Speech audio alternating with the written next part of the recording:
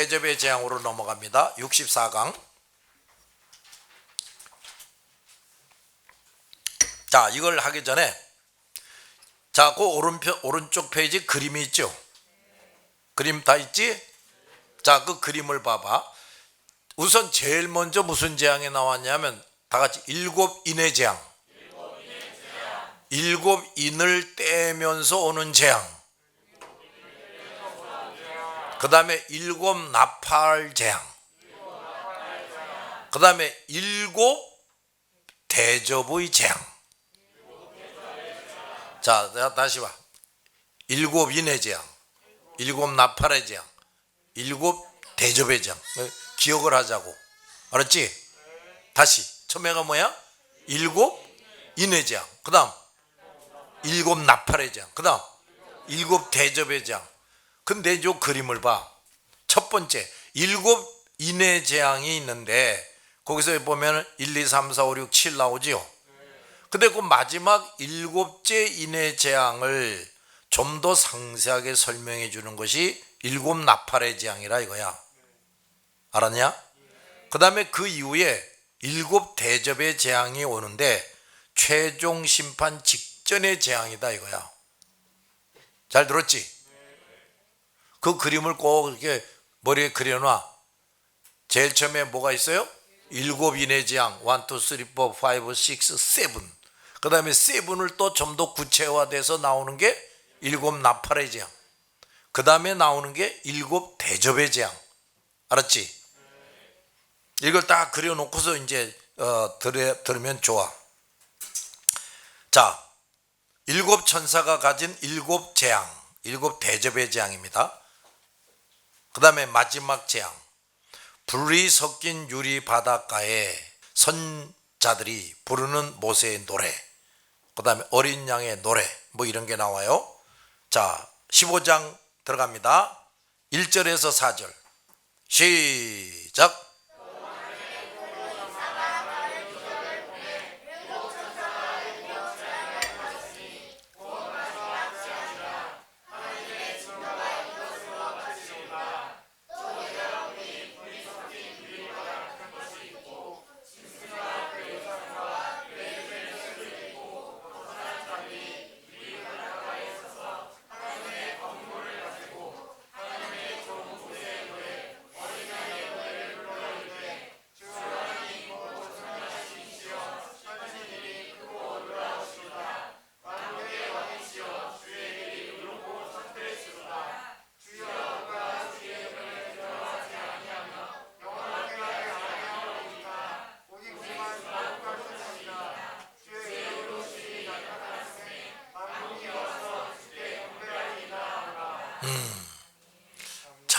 이거 참 이해하기가 쉽지 않은 말들이 나오는데, 자, 이제 15장부터 19장 10절까지는 이 세상에 임할 마지막 재앙에 대하여 예언된 겁니다.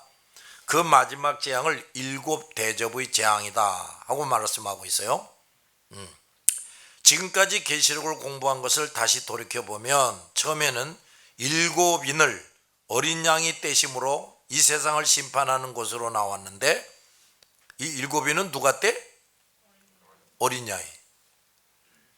그것은 하나님께서 예수 그리스도를 통하여 이 세상을 심판하실 전체적인 프로그램을 보여주신 것이라 할 수 있고, 그 다음에 일곱 나팔의 재앙이 나왔는데 그것은 일곱 인의 재앙 중에서 마지막 일곱 번째 인을 떼실 때의 재앙에 대한 구체적인 설명이다. 그런데 이제부터 나오는 일곱 대접 재앙은 무엇인가? 이것은 이 모든 재앙 중에서 예수께서 최종 심판하시기 직전에 있을 재앙에 대한 구체적인 설명이다. 자, 그러니까 우리가 이런 걸 잘 알아야 되겠어요? 몰라도 되겠어요? 잘 알아야지. 자, 그림은 이제 다 기억했지요? 자, 이것을 보면 하나님께서 이 계시록을 통해 우리들에게 이 세상 심판에 관한 사실들을 알게 하시는데, 밑줄, 예수님의 최종 심판에 가까워질수록 그 재앙의 비중이 점점 확대되는 것을 분명히 알게 해주시는 것이다. 예수님 최종 심판이 가까워질수록 그 재앙의 비중이 점점 확대된다. 따라서 이 계시록은 첫째, 하나님께서 이 세상을 심판하심에 있어서도 처음에는 밑줄 작은 것에서 시작하며 점점 큰 재앙으로 심판하시는 하나님의 자비와 인내를 보여준다. 두 번째, 하나님은 그러면서도 밑줄 죄악에 대하여는 철저하게 벌 주시는 분이심을 보여준다. 자비와 인내를 베푸시지만 그러나 죄에 대해서는 철저하게 벌을 내리시는 분이시다. 세 번째, 하나님은 밑줄 최종 순간까지도 치밀하고 계획성 있게 모든 일을 수행하시는 분이다. 그리고 그 모든 일에 한치의 오차나 실수나 치우치심도 없이 밑줄 공명정대하게 처리하시는 분이다. 어떻게 처리해? 절대로 실수가 없어요. 하나님이 누구에게 무슨 벌을 내린다. 절대로 하나님이 실수하는 법이 없어요. 네 번째, 참으로 하나님은 밑줄 능치 못함이 없으신 분이며 그야말로 밑줄 모든 찬송과 존귀와 영광을 받으실 유일한 참신이시다. 이걸 확증해 주는 거예요. 이 계시록 이 15장은 16장 이후부터 본격적으로 설명하는 그 마지막 재앙의 서론에 해당되고 16장부터 19장 10절까지는 마지막 재앙, 즉 일곱 대접의 재앙이 상세하게 설명되고 있는데 밑줄 예수님의 최종 심판 직전에 있을 재앙이 얼마나 엄청나고 무서운 것인가를 그만큼 강조해 주려고 하는 것이다. 마지막 재앙을 설명하는데 5장이나 할애하고 있다. 그러니 그 일곱 대접 재앙이 하나님의 심판에 있어 얼마나 비중이 있는 것인가를 알 수가 있다. 그러니까 지금부터 우리가 일곱 대접 재앙에는 더 잘 보고 들어야 돼. 알겠지? 14장 8절에서 이미 큰 성 바벨론이 파멸되었다고 선언했는데 그것이 과연 어떤 것인가 하는 것을 이 일곱 대접 재앙이 상세히 설명해 준다. 그럼 1절을 봅시다. 시작.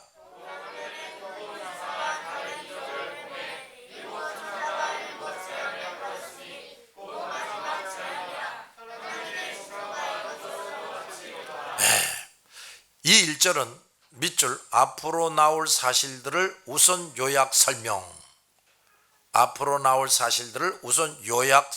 거야.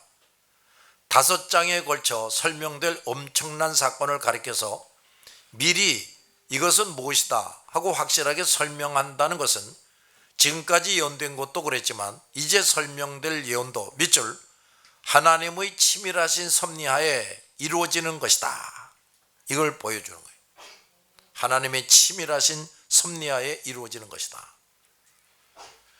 우리가 살고 있는 이 시간 이전에 이 세상 구석구석에서 이루어지고 있던 일 중 밑줄 단 하나도 우연히 이루어지는 것은 없었다. 알겠어요? 하나님은 마치 영화 감독이 자기 뜻에 따라 영화를 제작할 구상을 다 해놓고 그대로 영화를 만든 다음에 만들어진 영화를 다시 틀어보며 확인하듯이 밑줄 미래에 되어질 모든 일들을 주도 면밀하게 연출하시는 것이다. 하나님께서는 영화 감독처럼 배우에게 미리 각본을 주고 무조건 그대로 연기하도록 하시지는 않는다. 하나님은 사람들 눈에 보이지도 않고 사사건건 옆에서 잔소리 하시지는 않지만 밑줄 사람의 생각과 발걸음을 지배하셔서 움직이고 계신다. 아멘. 지배 동그라미. 이 하나님의 지배에서 벗어날 존재가 없단 말이야. 선택은 사람이 하지만 그 사람이 무엇을 선택할지 하나님은 이미 알고 계시고 그의 모든 것을 하나님이 인도하고 주장하시는 것이다. 이 세상에서 벌어지고 있는 일들 가운데 우연히 일어나는 일은 없다. 사람의 생각으로 우연히 일어났다고 여겨지지만 밑줄 그것까지도 반드시 하나님의 주관하에서 이루어진다. 아멘.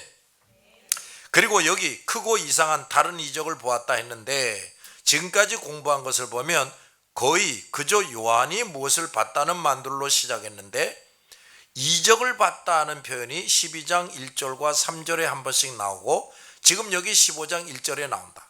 왜 이 부분에서만은 이적을 봤다고 표현했는가? 우선 12장 1절에 나오는 이적은 예수 그리스도를 낳은 여인, 즉 교회에 관한 것이었다.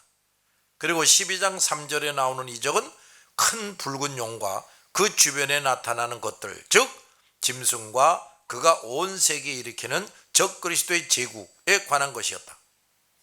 이 세상에 벌어진 일들 가운데 영적으로 가장 큰 사건이요, 이적 중에 이적이라고 할 수 있는 놀라운 사건들이 있다. 첫째, 하나님께서 창조해 놓으신 이 좋은 세상이 밑줄 인간의 타락으로 인해서 사탄과 그 세력이 지배하는 세상이 됐다는 것이다. 이게 참 놀라운 일이 아닐 수가 없어. 두 번째, 그렇게 해서 모든 인간이 이 세상과 함께 영원히 멸망을 당할 수밖에 없었는데 밑줄 예수 그리스도를 통해 죄인들이 구원을 얻고 하나님의 특별하신 은총과 보호를 입는 교회가 이 땅 위에 건설되었다는 것이다. 이게 이적 중에 이적이야. 그런데 이 두 가지 놀라운 이적보다 더 놀라운 이적이 있는데 그것은 밑줄 그 예수 그리스도와 교회의 세력이 사탄과 그 세력을 영원히 파멸시킨다 하는 것이다. 사탄과 그 세력을 어떻게? 영원히 파멸시킨다. 뭐가? 예수 그리스도와 그리스도의 교회가. 알았냐 말이야? 그것이 바로 이 일곱 대접 재앙이에요. 그래서 요한은 이 환상을 가리켜 크고 이상한 이적이다 하고 표현한 거란 말이야. 여기 나오는 크고 이상한 이적이란 말은 이적이란 말이랑 표적이라는 말 똑같은 말이야. 이적이란 말은 12장 1절과 3절을 이해하지 못하고는 도저히 해석하지 못할 말씀이다. 성경은 이렇게 서로 짝이 되는 계시, 뭐가 되는 계시? 짝이 되는 계시가 있어서 성경은 성경이 확실히 설명해 주게 되어 있다. 그래서 어느 한쪽을 제대로 이해하지 못하면 그와 연관된 것을 이해하지 못하게 된다. 그러므로 성경을 깊이 연구하는 사람은 어디를 보든지 밑줄 단 한 글자도 예사로 봐서는 안 되고 그 의미를 분명히 알고 넘어가도록 해야 한다. 그리고 성경은 어느 한 부분만을 보고 무리하게 해석해서는 안 되고 성경 전체를 보고 해석할 수 있어야 한다. 그 다음 일곱 천사가 일곱 재앙을 가졌다 그랬는데 그 앞에 일곱 인을 떼는 건 누가 뗐다고 그랬지? 어린 양 예수 그리스도가 직접 떼는 거야. 근데 여기 지금 일곱 대접 마지막 재앙인 일곱 대접 재앙은 누가 가졌다고? 일곱 천사가. 그 다음에 나오는 마지막 재앙이라는 말과 더불어 이것은 밑줄 이 세상을 멸망시킬 완전한 재앙이며 최후적인 재앙임을 강조하는 말이다. 그리고 하나님의 진노가 이것으로 마치리로다 했는데 이 재앙으로 밑줄 하나님의 분노가 끝나고 오직 예수 그리스도의 최종 심판만이 남는 것이다 이런 말이야. 여러분 예수님이 재림하셔서 최후 심판한다 그랬는데 정작 예수님이 재림하실 때는요 인간들에게 뭐 이런저런 재앙 내리는 거 그런 심판이 아니에요. 그 전에 인간들에게 벌 내리고 재앙 내리는 건 그 전에 다 있는 거야. 잘 들었냐? 그 다음 2절을 봅시다. 시작.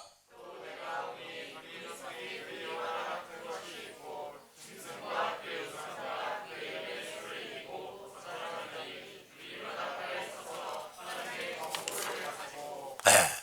자 여기 보면 불이 섞인 유리 바다 같은 것이 있다. 도대체 이해할 수 없는 말이지, 그지? 불이 섞인 바다, 유리 바다, 이게 뭔 소린가 말이야. 자, 이것이 무엇을 의미하는가 하는 것은 이 앞에 있는 1절 말씀과 3절 이하의 말씀을 연관지어서 이해해야 합니다. 1절에서 말씀해 주고자 하는 것이 무엇인가? 밑줄 마지막 재앙이 사탄과 그 세계에 임할 것이라는 거예요. 그리고 3절과 4절은 밑줄 그런 일을 이루시는 하나님께 대한 찬송. 나오는 거고, 5절 이하에서는 밑줄 그 재앙을 내리기 위해 7 천사가 준비하는 광경, 이게 나오는 거예요. 자, 그런데 2절을 가만히 보면 이 마지막 재앙과 연관되는 광경이 간단히 소개되고 있어요. 그게 뭐냐? 불이 섞인 유리바다, 그 다음에 그 바닷가에 성도들이 둘러서서 하나님을 향해 찬송한다, 이거예요. 자, 이 정도로 상황을 볼 수 있을 때에 이제 이 불이 섞인 유리바다라는 것이 무엇을 의미하는지 금방 눈치챌 수가 있다. 이 불이 섞인 유리바다라는 것은 밑줄 그 7 천사가 7 대접에 담아서 사탄과 그 세계 쏟아부을 하나님의 진노의 섭리를 의미한다. 7 천사가 7 대접에 담아서 사탄과 그 세계 쏟아부을 하나님의 진노. 불이 섞였다는 것은 하나님의 진노의 심판을 의미하는 거예요. 그리고 유리라는 말은 맑고 투명하다는 의미인데, 불이 섞인 유리라고 했으니까 그 말은 그 하나님의 밑줄, 그 하나님의 진노의 심판은 의롭고 참된 것이다 하는 의미란 말이야. 그리고 바다는 하나님의 섭리를 의미합니다. 요한은 우선 밑줄 사탄과 그 세계에 하나님의 공의로운 진노의 심판을 내리시기로 준비하고 계신 것을 본 거예요. 사탄과 그 세계에 하나님의 공의로우신 진노의 심판을 내리시기로 준비하고 계시는 것. 사탄과 그 세력들이 하나님을 대적하며 온갖 악행을 도모하고 있을 때 밑줄 하나님은 그들에게 충분하게 갚아줄 진노의 불을 마련해 두시는 것이다. 아멘. 아이 참 이게 이렇다니까요. 글쎄. 다시 들어봐. 사탄과 그 세력들이 하나님을 대적하며 온갖 악행을 도모하고 있을 때 하나님은 그들에게 충분하게 갚아줄 진노의 불을 마련해 두고 계신다. 아멘. 만약 하나님을 대적하는 자가 없다면 하나님도 그들을 벌할 진노의 불을 마련하고 있을 이유가 없지요. 그러나 하나님을 대적하는 자들이 있고 그들이 하나님을 대적하여 행하는 만큼 하나님도 그들에게 갚아줄 진노의 불을 만들고 계신다. 그러므로 밑줄 사탄과 그 종들이 하나님을 대적하며 행하는 것은 그만큼 진노의 불을 그들 자신이 만드는 것이나 다름없는 것이다. 그래 안 그래? 그러니까 이런 말이야. 이거 봐. 사탄의 사람들이 말이야, 사탄의 사주를 받아서 하나님을 대적하고 우리가 하나님이라는 것을 막 괴롭히고 방해하고 그러지 않냐? 그러면 하나님은 그들이 행한 거 하나하나에 대해서 어떻게 무서운 벌로 그들에게 내릴까 하는 걸 다 이렇게 준비하고 계신다고 말이야. 그렇다면 그들이 하나님을 대적하고 우리가 하는 일을 방해하고 괴롭힌다는 것은 그들에게 내려질 하나님의 무서운 벌을 그들 스스로 열심히 만들고 있는 것과 같다 이 말이지. 이해가 돼서 애굽이라는 나라가 우상 숭배의 소굴이 되어 하나님 앞에서 극도로 타락하자 하나님은 그와 동시에 요셉이라는 소년이 애굽의 종으로 팔려오게 하면서 그의 후손들이 애굽에서 번성하게 하셨고 밑줄 그들을 통해서 애굽이 멸망되도록 섭리하셨다. 참. 근데 이거 말이야. 여기 봐. 그 요셉이나 그 요셉의 그 식구들이 자기네들이 지금 애굽 땅에 가서 살게 됐는데 이게 지금 애굽을 멸망시키려고 하나님께서 섭리하고 계시는 것이다는 꿈엔들 생각했겠냐? 했겠냐? 전혀 생각 못했지. 요셉도 그렇고 그 후손들도 그렇고. 그러니 뭐 더 애굽 사람들은 더 말할 것 없지. 아유 저 요셉이라든가 또 뭐 야곱의 식구들이 여기 와서 사는 거, 야 이제 하나님이 우리 애굽을 멸망시키기를 시작하는구나. 그 꿈엔들 생각했겠냐? 애굽 사람들은 요셉이라는 소년이 자기 나라의 종으로 팔려온 것을 볼 때 그 소년이 자기 나라의 종으로 팔려오게 되면서부터 자기 나라가 당할 하나님의 진노의 불이 점점 쌓여가고 있다는 것은 꿈에도 몰랐다. 또 가나안의 7 족속들이 야곱과 그 식구가 가뭄 때문에 애굽이라는 나라에 이주하는 것을 보면서 잘 됐다고 여길 일이었으나 그 야곱 가족의 애굽 이주야말로 극도로 타락한 가나안 7 족속을 멸망시킬 하나님의 진노의 불이 그들 속에 점점 커져가고 있는 것이었다.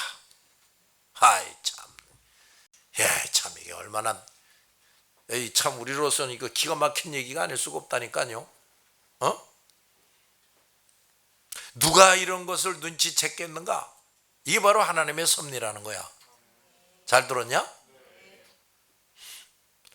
내가 하나님을 거역하고 악을 저지르면 밑줄 동시에 그에 대한 대가도 그만큼 내가 쌓고 있는 것이다. 알았냐? 악을 저질러도 당장 별일이 없다고 해서 안심해서는 안 되고 또 계속해서 악을 저지르지 말아야 한다.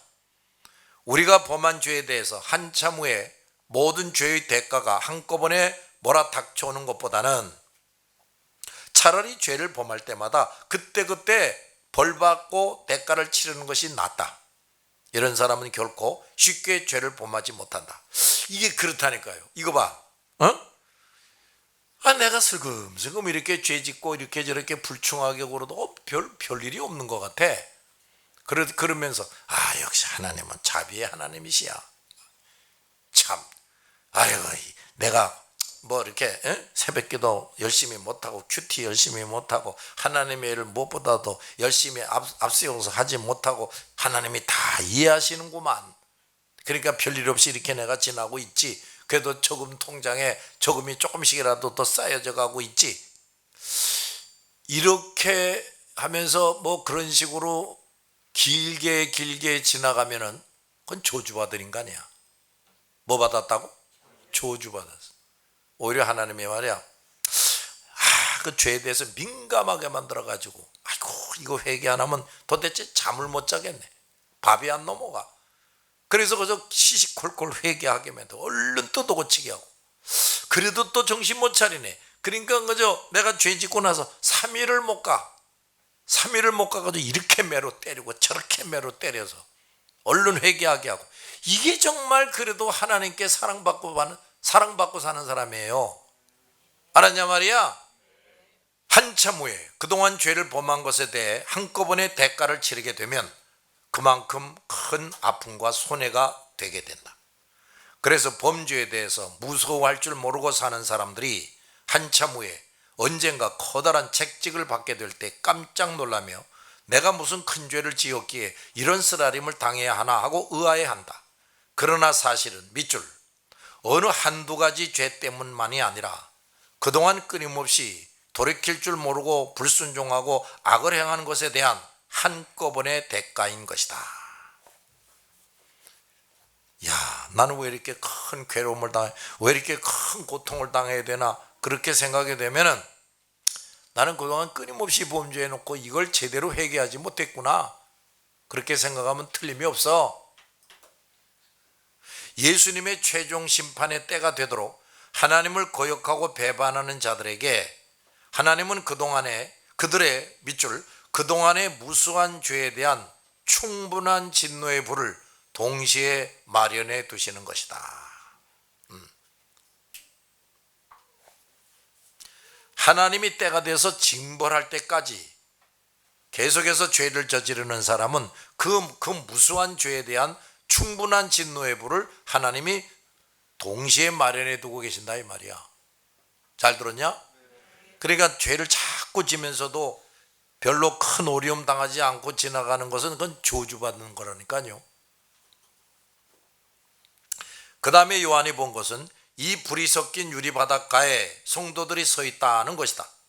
이것은 무슨 말인가?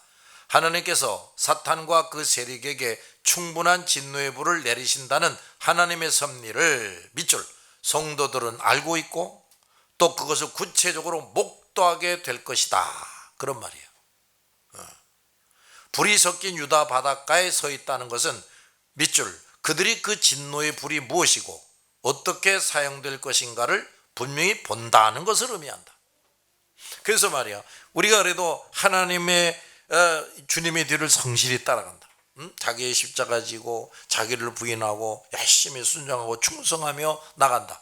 그러다가 이제 때가 돼서 하나님이 저 불신자들 배신자들에게 무서운 진노를 내릴 때, 우리는 이렇게 된다. 하나님이 성경에 저런 사람들에게 저렇게 할 것이라고 이미 예고하셨는데 그대로 하시는구나. 또 그걸 다 눈으로 보게 된다 이거야. 그 우리 앞에서 온갖 못된 짓을 저지르고 우상 숭배하고 이러면서 살던 사람들이 이제 얼마나 처참하게 하나님께 벌 받는 것을 우리가 똑똑히 보게 될 때 우리의 심정이 어떻게 되겠냐? 더구나 그 사람들이 너희 부모라면 어떻게 돼? 부모.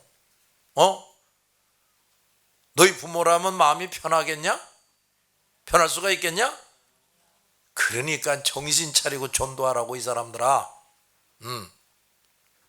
똑똑히 그들이 때가 되도록 회개 안 하면 그들이 그동안 저지른 모든 죄에 대해서 무서운 진노의 불을 내리는 것을 보게 된다니까요. 누가? 내가. 알았냐 말이야.